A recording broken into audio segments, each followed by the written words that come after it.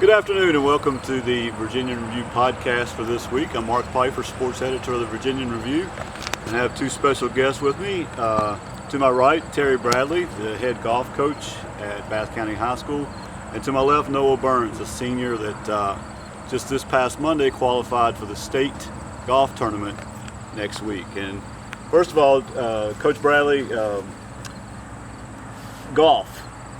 Kind of a different sport to coach. Right. Not a lot of in-game, in-match adjustments, but you've coached a little bit of everything. I know tennis and football and basketball. And tell me about the challenges of coaching golf, and along with that, the privilege has got to be to coach golf at Bath County and the facilities. And yeah, I'm very fortunate, Mark. With regard to the actual swing and the actual learning how to play, we're blessed here to be helping us Mark Fry at the Homestead. Of course, he's had a number of he's had his son Alex, and then of course now Caleb playing for us. And I mean he does all the X's and O's, and I kind of make arrangements for the cars and so we're going to eat after the matches.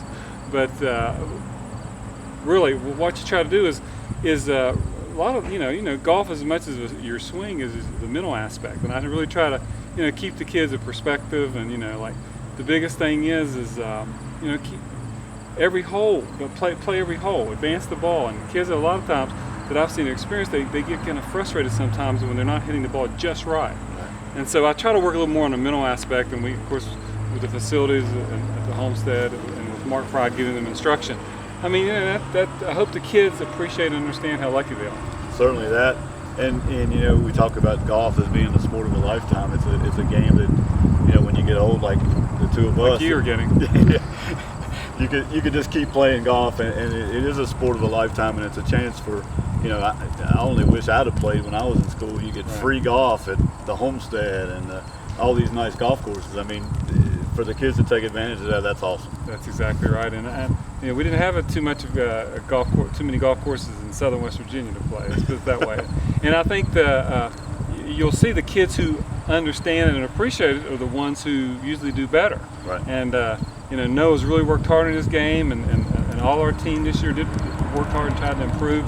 And it's a lot easier to improve when you have facilities like this to work with. The Homestead actually hosted the conference tournament, and 3 Chargers made it from the conference event to the region event. Caleb Fry, Alex Pritt, and Noah. And Noah shot an 88 on Monday, and actually was in a playoff.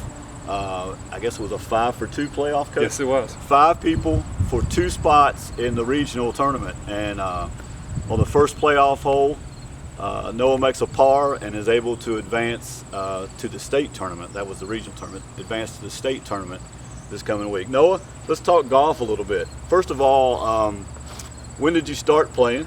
And I don't know if you know how lucky you are that you could start playing golf and get to play the Homestead courses. I know I'm very, very lucky, especially having Mark Fry helping us. He's a professional, and then it's kind of like Mr. Bradley said, it's a lot of mind, right? And it's very easy to get aggravated. And, I know that well. I mean, I started, I think, 3 years ago? 3 years ago, and I've improved a lot. Right. And I'm still not quite where I want to be, but I'm getting close. Right. You shoot an 88, and it's funny because I don't know if you know Mr. Bradley and I's conversation. He called me Monday and said, I think he's in, and then apparently you had a little trouble on 18, maybe double bogeyed 18. Yep, double bogey. Which puts you in a playoff, yep. And now you're in that 5-for-2 playoff. Tell me about the mindset you got to get back in after making a double, and then get back in a mindset where I got to buckle down and play a hole as well as I can. Well, actually, surprisingly enough, when they said we were going to have the playoff, I was actually pretty calm. I was kind of excited, actually. It was kind of like being at home, having everyone, all the golfers, the coaches, the parents, everyone standing on the tee box and walking down the fairway watching you. Hit your tee shot down the middle, right? Yes. came up a little short, chipped up, made a putt, and Coach Bradley, you can address this. You told me on the phone it was a steady hole, and it was kind of the story of Noah Burns' playing, right? Yeah. He put him to sleep. First hole. Let's make a par of the first hole. And Noah, if you watch his game, and Noah totally flies under the radar. And if you watch any aspect of his game except his short game, he's got really good hands, and I think that really helps him a lot. But Noah will get off to kind of a sluggish start. Usually is his MO, and then what'll happen is he'll kind of gather himself, and he grinds it out, and you'll see a lot of pars coming down the stretch. And that's kind of he started out with a 46 on the front, but he backed it up. I thought he was going to have a 40 on the back, but he shot a 42. But you have to remember the conditions were very difficult. Very windy, and we're playing everything down, and you know the difference between playing it down as opposed to being able to touch it on the fairway. And but Noah, like you said, he's improved so much in the last 3 years, and one word I'd use, he's very steady. And the more difficult the course, and I think it really helps to his advantage, because you see a lot of these bombers and quote these guys who have a lot of skill, and it kind of comes back to them. Right. And Noah's just going to kind of be like the tortoise is going to keep playing, keep plodding, and if he gets off to a better start, he can definitely shoot lower in the States. So I'm very excited about his opportunity. In getting to your golf program, I thought it was pretty neat this year. You got two guys, Caleb Fry and Josh Chestnut, right? That split time between the golf course and the football field. Right. Just talk about that and small school and the cooperation between you and Coach Fields to let two guys play two sports at the same time. Well, Coach Fields and I kind of shrug our shoulders, and I don't see what personally we think the big deal is. I believe this is their 4 or 5 years. Let them do what they want to do, and if they feel like they can challenge themselves by playing two sports, more the better. A lot of people, what's interesting is a lot of people, why are you trying to do two sports? You can't be good at either. And I'm like, hey, that's their decision. I mean, I think that Coach Fields and I, we allowed those two players to kind of work out the schedule on their own based on their needs. Now, and we can't go back and replay to see did it help them, hurt them, I don't know. But it was their decision, and I feel like it was a good one. Noah, let's get back to you.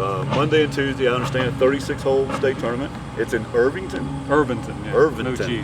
which is down around the peninsula. Yeah, long trip from Bath County. Yes, it is. About as long as you just can like get. Abington. Yeah. A 36-hole tournament, Monday, Tuesday, 18 holes each day, and it's really an exclusive field. 4 teams, and then 12 individuals. Any goals you set, or what's your mindset going into the state tournament? I'm really excited about it. I've never been to states before, so that was partially my goal this year. And I want to shoot in the 70s. I don't care where it's at in the 70s. I just want to be in the 70s. That's what I'm aiming for. If you could evaluate your game, and Coach Bradley just kind of evaluated, what do you think is the strength of your game, and maybe what's something that you really need to work on this week to prepare for next week? Like Mr. Bradley said, my short game is what really helps me. I don't really hit the ball really far or anything like that. You see some of those guys get out there and hit the ball 320 yards, and I don't hit that far. But when I get up close to the green, that's where I get a lot of my strokes back. I think that one thing I do need to work on is starting off strong, like Mr. Bradley said. I think it's all mindset. Like, I'll do bad on the first hole, and then I just have that same mindset that I'm just going to keep doing bad until eventually I start to work myself into it. So much of the golf game, as we all know, is mental, and certainly overcoming those early mistakes is something we all need to work on. We all need to work on. And certainly good luck to you next week, and we'll be keeping up with you. Coach Bradley, you got some other news. I may have just told you. You just told me. Appointed last night as the new boys basketball coach, the new old boys basketball coach. And talk to me about that. And it's got to be exciting, to go from the golf course and now the basketball highly competitive league with James River and the Perry McClures and the Covingtons. Sure. Excited to get back in the saddle, so to speak. Yes, and first of all, I'd like to thank Steve Shaver for his contributions the last couple of years. I think he did a great job. And with regard to this year, we have a bunch of upperclassmen coming back, and I think there's a lot of enthusiasm, and I think there's some pin-up enthusiasm with regard to our potential. But you know what Bear Bryant said about potential? It just means you ain't that good yet. Okay, let's see where we are. Let's see if we can live up to our potential. And yeah, I'm excited about it. I think that the last time I coached, I had some pretty good players. So yeah, I'd say you did. As we know, it's not the X's and O's, it's the Johnnies and Joes. And I feel really excited about the fact that I think we got some good players coming back, and I'm real excited about the opportunity of competing in did I say Pioneer District again? And if you don't know, on Coach Bradley's last, I don't know if it was your last basketball team, but it was certainly one of your most productive basketball teams. You had Damon Altizer, who walked on at the University of Virginia. You had Jacob Phillips, who went on to a great career, football career at William & Mary. Also played in the Arena League football as a professional. And you also had a young guy named John Phillips. Yeah, he wasn't too bad. He wasn't too bad either. A horse inside who's now, after going to UVA and getting his degree, is now a tight end with the San Diego Chargers. So, Nathan Stevenson. Pretty good bunch. Yeah, Nathan Stevenson, Cody Altizer, Tommy Shaver. I mean, I was a great coach. I mean, my point being is what you try to do is put your kids in a position to be successful. That's all you really can do. Yeah. And they got to do the rest. And I was very fortunate to have that bunch. But that was 10 years ago. And so this is this year, I'm excited about really learning more about the players and what we can do to get better every day. This week, let's go over this week. Friday night football. We'll be right down here at Carl F. Williams Field. The Covington Cougars and the Bath County Chargers, each kind of trying to find their way this year. A big district opener right here on Friday night.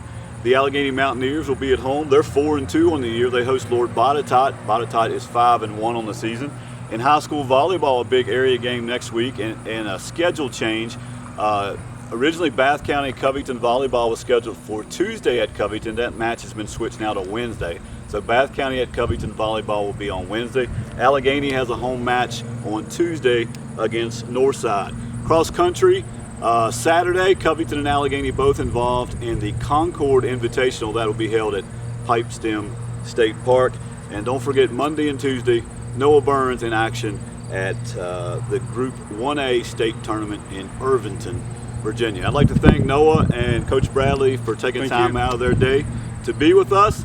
Next week, we'll be at a different school with a different team right here on the Virginian Review podcast. I'm Mark Pifer, sports editor of the Virginian Review. Have a great day.